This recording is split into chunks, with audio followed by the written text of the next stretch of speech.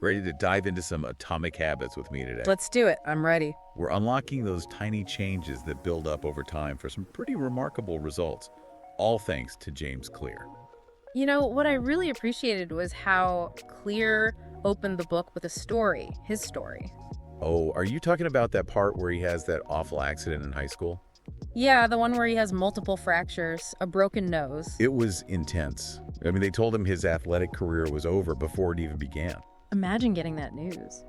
I can't even imagine. I don't know what I would have done. I mean, it wasn't even just the athletics. It was just basic, like, being able to function. He was in a coma, right? Yeah, he had to relearn how to walk, everything. This wasn't just some sprained ankle. It really makes you think. It would have been so easy just to give up at that point. Right. But that's what I love about this. He doesn't. He doesn't. He focuses on these small improvements every single day. Just 1%. 1% better. And that's where the magic really comes in. That's the compounding. That's the magic. Compounding. Just like investing, right? The earlier you start, even if it's small amounts, it multiplies over time. Makes you think, if you apply that same principle to other things, like what if instead of doing a huge life overhaul, we just try to read a little bit more? Every single day. 15 minutes. Instead of a book a week, 15 minutes a day. By the end of the year, think about how many books. It's that long game. It's consistency. It is. I love that he talks about the plateau of latent potential, which kind of sounds a little scary. Yeah, it sounds very scientific and intense. Yes. But it's so simple. Think about when a plane takes off. Okay. All the effort, the energy. Yeah, it's just sitting there on the tarmac for a while. Yeah, and you're like, are we even moving? But you are. All that work is building up. That momentum. Exactly. So we shouldn't be discouraged by those moments where we feel like we're not making progress. It's actually all building. Building to something great. It's like we're building the launch pad. And then bam, you hit that tipping point, break through the plateau, and then everyone calls it an overnight success. It makes it feel possible. You know, like I can do this. And you can. So it's not about being superhuman. It's just about understanding the principle. Applying it. And sticking with it. Exactly. So we've been talking about these small changes, but how do we actually make those changes stick?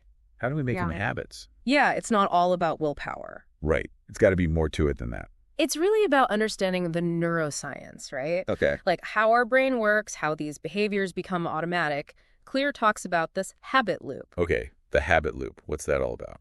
So it's basically a 4-stage cycle.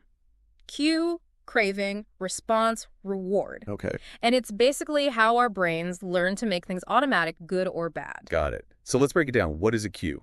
So a cue is just a trigger. Okay. Like anything in your environment that tells you you might get a reward. So let's say you're trying to cut back on social media, right? Always. Seeing your phone, that little notification light blinking. Yeah.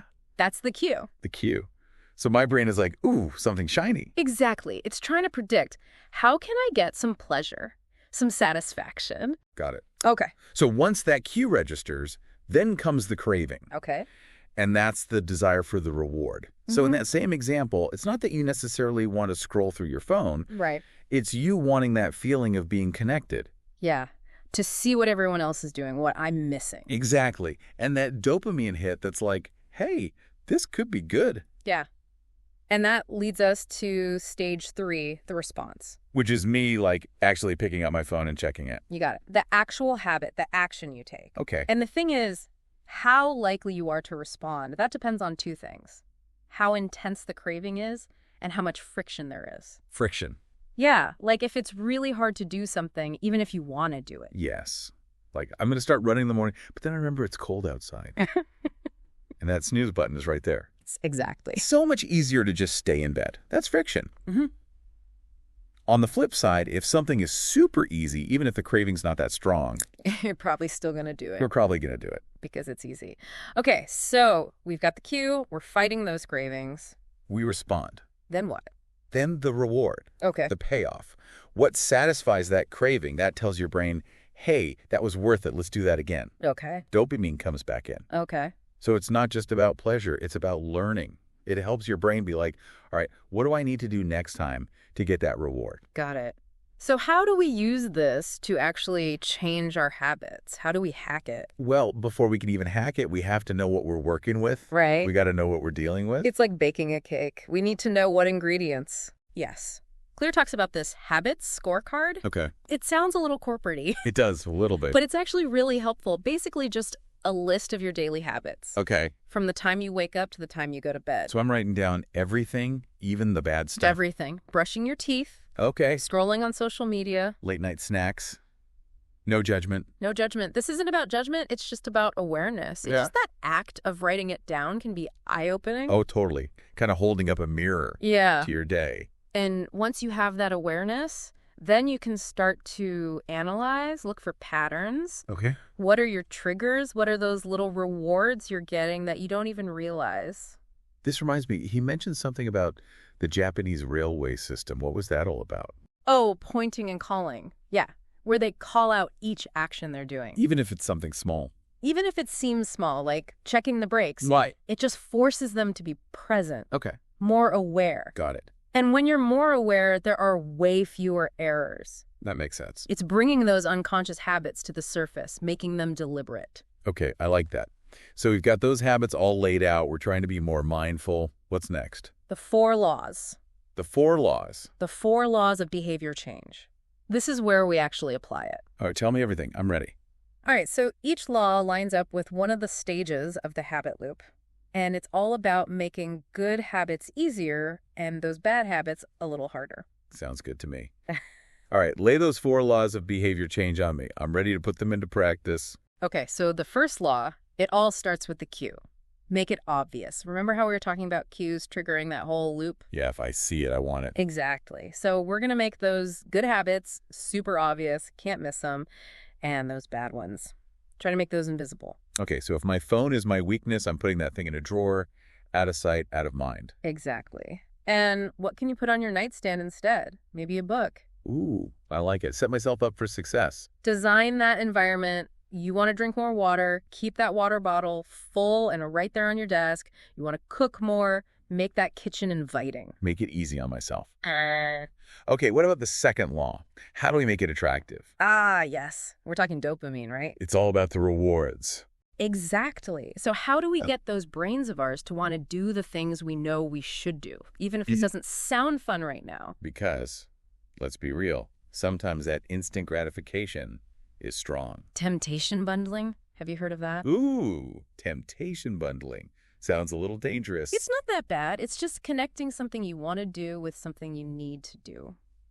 So you love podcasts, but you hate going to the gym. Hate's a strong word. It's not my favorite. Okay, fair enough. But you only allow yourself to listen to your absolute favorite podcast while you're exercising. It's okay, so it's like a little bribe. Exactly. Bribe myself with a podcast, get those endorphins going. I can get behind that. What else? Habit stacking? Habit stacking. So what's something you already do pretty consistently? I'm trying to be better about making my bed every morning. Perfect. So instead of just making the bed and moving on, add something right after. 5 minutes of stretching. Ooh, I like that. It's like sneaking in a good habit before you even have time to think about it. Exactly. Okay, number 3. Make it easy. Oh, this is where I struggle. Sometimes it feels like just getting out the door takes so much effort. I hear you. So what can we do to make it easier? Can you lay out your workout clothes the night before? That's a good idea. I hate doing laundry, so I always tell myself I'll do it later. Or how about prepping a healthy breakfast in advance? Yeah, genius. So it's about setting myself up for success. Exactly. And don't forget the 2-minute rule. There's another rule. It's not really a rule. It's more like a helpful tip.